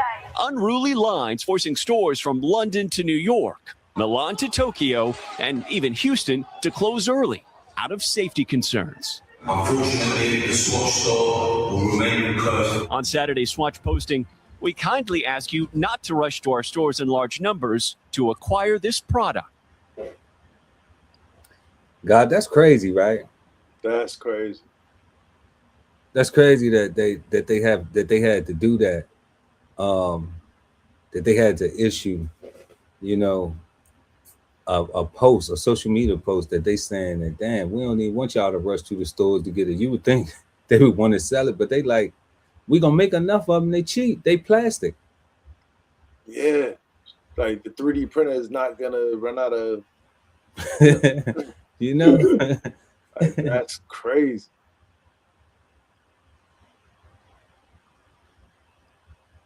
That's super crazy. And they was doing that like that was like a Black Friday thing. Like they still do that for Black Friday. Like that's crazy. Yeah, I mean, you know, we see releases of like Jordans, iPhones, things like that. We see those type of things when they release, you know, people, any sneaker drops and stuff like that, people line up, or new tech devices they line up. But I mean, you talking about just for I didn't know people was tweaking for a watch that was something with an AP on it. You know, like I wasn't hip. You know, I wasn't hip that that's something that, you know, gotta need to be breaking down doors for to get, you know, something. The fact that it was 6 figures in the first place, like. Well, that's a real. Let me not say that. Let me say that is a if you get an official watch, okay, or 400, an official timepiece wristwatch from Audemars Piguet, then that's about the entry, you know, and you might can get one for about 70, 80, but you know, you're looking at something 100, you know, standard. So standard. Yeah. You know, so, and they keep value, But this plastic thing right here they selling is a collab, and they making it affordable for everyone. But it's only like $400, you know, Correct. and it's a pop watch, a stopwatch, you know, whatever they call it. But but I can't see, like, they were never kicking down Swatch's door for that. So if they do a Swatch, you know, if they do a Swatch Gucci, I don't know, right? pair of sunshades or something, you know, I don't know. Like, is that gonna have the same? And now everybody gonna kick down the door because these sunshades are, you know, I don't know. Gucci shades not that expensive, you know. Is it a Gucci watch? If I mean, would it be a Rolex Swatch? You know, Man, collab now? Would it Cats be be a playing Richard Millie? A Richard Millie Swatch collab is now like, oh my God, they're gonna, you know, burn down the store if they don't get. They was laying on the ground, God. It's crazy. It's crazy. But this is the thing. Everybody had a way to obtain it. Correct. Everybody had a couple dollars to be able to at least get one. You know, unless somebody went out there, unless people was like hustling a spot, like, look, we're gonna get out here like 4 days early and we just gonna sleep out here, and you're gonna be here like you ready to buy. I'm gonna be here like I'm ready to buy. As soon as we get somebody that want to buy our spot, we sell it and we good. Correct. You know, I mean, that could be a hustle too, where you know, I don't know, but it looks more like I don't want to risk doing that and getting stepped on by all the people who actually are there and think that if they don't get their hands on the watch, that they missing something in life. Because that's who that crowd of anxious customers, consumers look like. You've probably heard it, maybe many times, over the almost 3 decades it's run on TV and radio. 1877 Cars for Kids. It's even been mocked. You heard that song before, God? I've never heard the song. The 1877 Cars for Kids. I've heard it before. In pop culture. 1877 Cars for Kids. Shut up! Shut up! What is this charity? But this morning, a Superior Court judge in California says a Cars for Kids jingle must stop being broadcast in the state. Donate your car today. Finding the nonprofit has been violating California's false advertising laws. We have to show they knowingly and intentionally misled the public. And it's not an easy thing to do, but we did it. The ruling stems from a lawsuit filed by a Southern California man who says he donated a car after hearing the ad on the radio. He believed the proceeds would go to help children in need, but his attorney says that's not where the money has actually been going. They knew what they were doing. The ad is extraordinarily impactful. The judge ruling Cars for Kids has misled donors by implying the funds go to support needy children, but that most of the money actually goes to Orthodox Jewish programs in New York, New Jersey, and the Middle East. The court finding the money is spent on sending teenagers to Israel and a $16 million building there. The judge ordering Cars for Kids to pay the victim $250, the fair market value for his non-working car. In a statement, Cars for Kids says, "We believe this case was nothing more than a lawyer-driven attempt to siphon off charitable funds for their own gain. We expect to win on appeal because the law and facts are clearly on our side."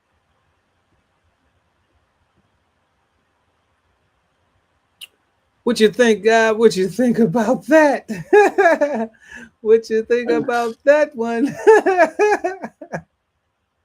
They gave him the $250 back, but they filing an appeal. So they got the verdict, and they gonna file an appeal. So they got the opinion from the one judge. They gonna go through. Yeah. Oh man. Yeah. You think he'll have to forfeit his $250? You think he have to give his $250 back? I don't know. That whole thing is crazy. Like the fact that all that money's going to Israel and everything else, and like crazy. Crazy, God. Crazy, God. Cars for Kids. So at least y'all know where 90% of the money is going to, And that's the thing, you know, we highlighted that for a couple of reasons. One is it's a lot of charitable donations. So we're not encouraging people not to donate to charity, but you need to read their mission statement and find out how their proceeds and where they go. The guy, he's not wrong for taking legal action once he found out, but he found out afterwards. And I think it would have saved him. You know, we may not have had the story and it got publicized where we could show it and share it with other people. So there is a positive to that, you know, because now there's more information. And it sparks to the conversation of, if you want to donate your money or donate some of your old possessions, you know, remember one, that you always get a tax break. Okay, you always get some type of receipt or some type of donation form that you donated that property or your time or whatever it is, to be able to claim that on your taxes. But don't get mad after you donate and then realize that your donation is not going to what it says on the front of the mission statement, you know, what it says on the front of the marquee. You know, you're gonna actually have to read, you know, how much of the money goes to the charity and how much goes to the work of the charity, you know, because two different things, you know, because going to the charity is what they get to do other stuff with, operational stuff and everything. And then the other portion is how much goes to what they're saying their cause is, what they do, you know. So learn that, and then it'll save all of us some heartache and pain, you know, if we think we're getting used or our fund or our donation is getting misused, you know. So you've just been Flavor Bomb, and now back to our show. Yep, y'all. So we've been smoking on advice tonight. If you still rocking with us, make sure to smash that like button and also subscribe to the channel, y'all. Hit that notification bell so when we go live, you never miss an episode of Cigar Sundays Live. And we are on our fifth and final question. Is the word advice bad, good, or misunderstood? Let us know what you think in the chat or the comment section below, depending on when you're watching the show. The guy Ali Dawood El at BK Soul Farm. Bad, good, or misunderstood? Misunderstood. The definition has the potential to be good, but the definition in itself is misleading to the in the word recommendation. In the word recommendation, I feel like the definition is not clear enough, right? And then you get to the thesaurus and they use even more unclear words, and it just makes it just confusing all the way around. So I'm leaving that misleading. I mean, misunderstood. Misunderstood. Yeah. Yeah, definitely. I got a good for it. And I also have misunderstood for it. You know, agreeing with what you were saying about, you know, people just not reading, desiring to even want to go and, you know, learn if I'm even applying this word correctly in my life. But that misunderstood part, I think, is because of that first word that is in the first definition, that recommendation. Like going back to what you were saying earlier in the show about suggesting, and what was the other word we had? It was suggestion or recommendation. It was one more too though. It was suggestion, recommendation, and opinion. Yeah, an opinion. You know, I think that is why it's so misunderstood, because when you have opinion, suggestion, and recommendation in front of a wise or proper course of action, it is difficult for people to get past that, to get to the wise and proper. You know, because those things just have it, you know, all toe down, like, and they add so much emotional attention to the word advice that it just fogs everything up before a person can get through that fog. You know, people have a tough time getting through that, to get to the clarity, to get to the clear skies of the, you know, of the wise and proper course of action. And that's why I just say, and that's why I say it's good, because if it's good, if it would be good if we could just get get those three things from in front of it first: the opinion, the suggestion, and the recommendation. If we could get that out, then we could be good with just a wise, proper course of action. You know, and I think that would make advice proficient, you know, effective. Yeah. So let us know what y'all think. Is the word advice bad, good, or misunderstood? We've been smoking on advice tonight, y'all. First question: what do you think of when you hear the word advice? Second: what causes some people to view advice as criticism? Third: why do some people ask for advice and still do what they want anyway? 4: who gave you some of the best advice? What was it, and how did you apply it? And then fifth and final, last but never least: is the word advice bad, good, or misunderstood? Let us know in the comment section below, y'all. And we want to appreciate everybody for pulling up. Shout out to Bug, lovely ATV. Shout out to Auntie Nadine Hansel. And yeah, and everybody else who popped in and showed love and smashed that like button. Shout out to y'all too. Man, don't forget, y'all. We got a special applause, man. Our winner of our DB Chef Subscribe and Win. One more time. Rocky Henry 5249. We want to congratulate you. Thank you for subscribing. You are a winner for May 17, 2026. Remember to send your Cash App tag information to Chef Pearl. That is CHEFPEARL at DBCHEFTV.com for payment and verification. And we just want to thank you once again for supporting us, supporting what we do here. And we want to show some love back to you, because that's what we do. And everybody else, y'all make sure y'all go ahead on over to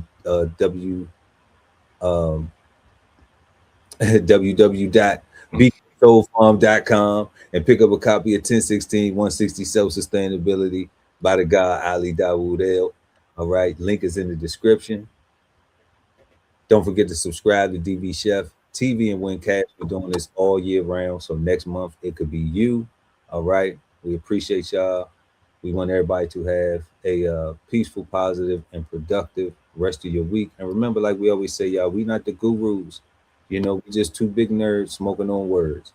Okay, so if you find something you like in the ashtray, pick it up, have a smoke. If not, leave some for somebody else when they come through, you know, and leave us a comment in the comment section too, y'all. We were smoking on advice tonight. All right, hope everybody got something productive out of the show, something positive, something peaceful. And that's how we're going to leave it. Chef Earl Pearl at DB Chef TV, always with the God Ali Dawood El at BK Soul Farm. And we are Cigarden Panel. Peace, God. Peace, God.